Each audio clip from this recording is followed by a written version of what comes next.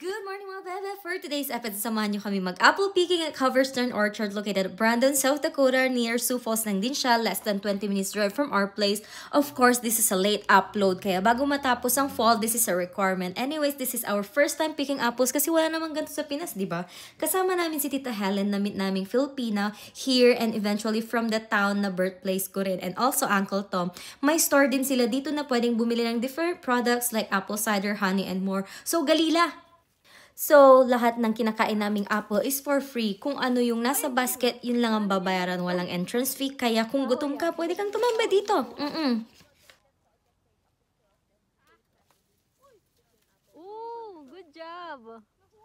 No. Ayan, no. Oh. Ayan. Ay! Oh. Ay, nakuha ko. Wala, may nahuli.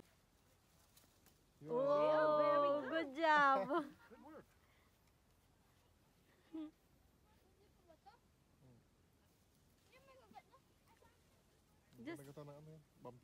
Just put it in your basket. Ito, ang laki kaso meron siyang Ay, ang laki po niya. Ang laki, mas malaki sa kamay niya. Ang galing, ang galing.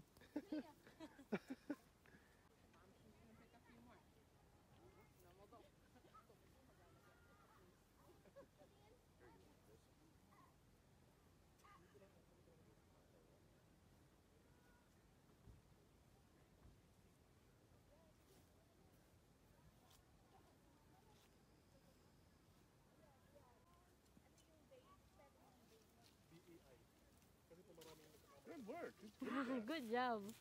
Better than I. You're really good at that. It really is. Sino kayang salarin dito? It's A, Bri. Ano tayo, ano yun? Free taste apple.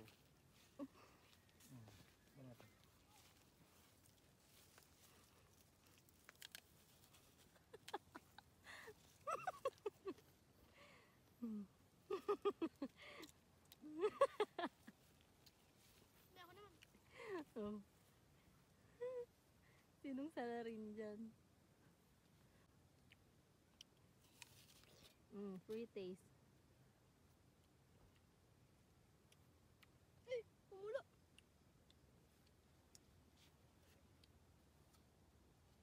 Okay lang.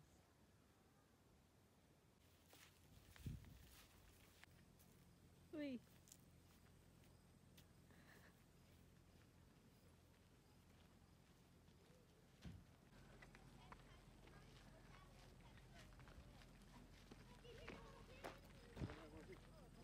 You always like doing that. We've been just coming to this park now for 5 or 6 years. We found it by accident. We were out here. We were driving around. Of course, super duper nag-enjoy si Bri. At syempre kami mag-asawa, papahuli ba naman kami? And then, we went to Devil's Gulch Park. Ewan ko kung tama ang pronunciation. Located at Garrettson, still at South Dakota. May story ito related kay Jesse James, who is a leader of a gang and a train robber. O diba, may training ang pagiging hold-upper. And more. Search nyo na lang sa Google yung history. Nag-uto si Arn. And then, road trip lang, ganyan. Mamimiss daw namin ito dahil puro green pag fall, colorful na. May red, may orange, and everything. Then, nag-stop lang kami sa parang gasolinahan. Tapos, may mini-mart siya. Parang 7-Eleven, ganun. Tapos, may mga ganyan, may mga kabayo sila and all. So, nandito na tayo! So, dito daw siya parang nag-scape. Tumalon daw siya dyan sa parang, yan, sa may mga bridge. Tumalon siya with his kabayo. And then, yeah, hindi ko alam kung ano yung iba pang details. nahulog siya dito.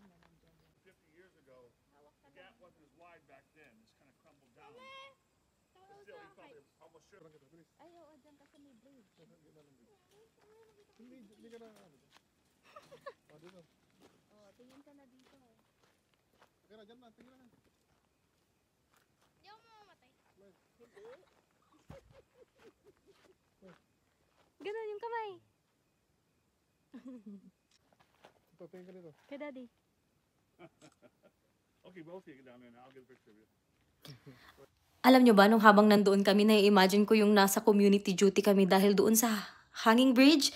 So anyways, ang daming kwento. Nandito na kami sa Palisades State Park, still at Garrettson. Pwedeng mag-camping, kayak, and fishing dito. At alam nyo ba na kailangan ng license para makapag-fishing? Oo, ano to? Parang may exam, ganun.